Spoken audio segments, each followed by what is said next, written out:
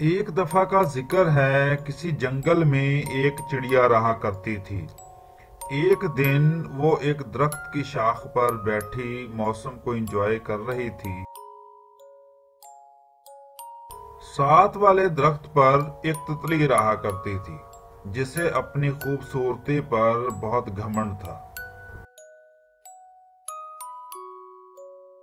एक दिन चिड़िया अपने ख्यालों में गुम थी और कुछ गुनगुना रही थी। इस गुनगुनाहट को पास ही बैठी तितली बड़े गौर से सुन रही थी। वो चिड़िया के पास आई और आके कहने लगी कि बस तुम्हारी आवाज ही आवाज है, खूबसूरत तुम बिल्कुल नहीं हो। मुझे देखो, मैं कितनी खूबसूरत हूँ। इस पर चिड़िया ने कहा, तुम अपने काम से काम रखो, मैं जैसी हूँ ठीक हूँ।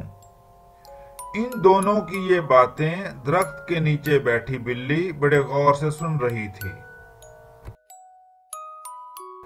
इसके बाद चिड़िया ने आखिरकार बिल्ली से पूछ ही लिया कि तुम बताओ कि मेरी आवाज ज्यादा खूबसूरत है या तितली की खूबसूरती। इस पर बिल्ली ने कहा कि मुझे इतनी दूर से दिखाई नहीं दे रही, तुम मेरे पास आके मुझे बताओ।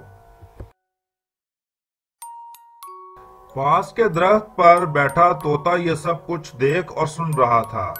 वो मन ही मन में हंसा और उसने चिड़िया और तितली से कहा कि बिल्ली को ना तो तुम्हारी आवाज अच्छी लगती है और ना तितली की खूबसूरती।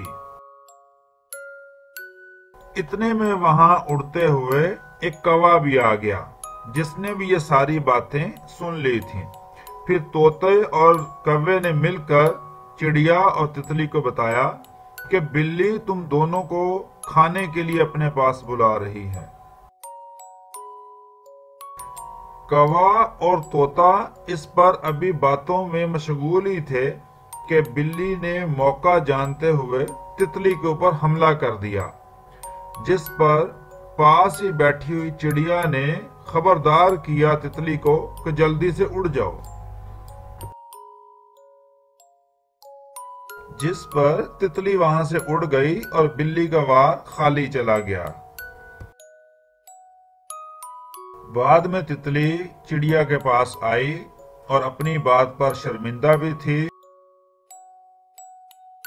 और चिड़िया से इस बात पर माफी भी मांगी।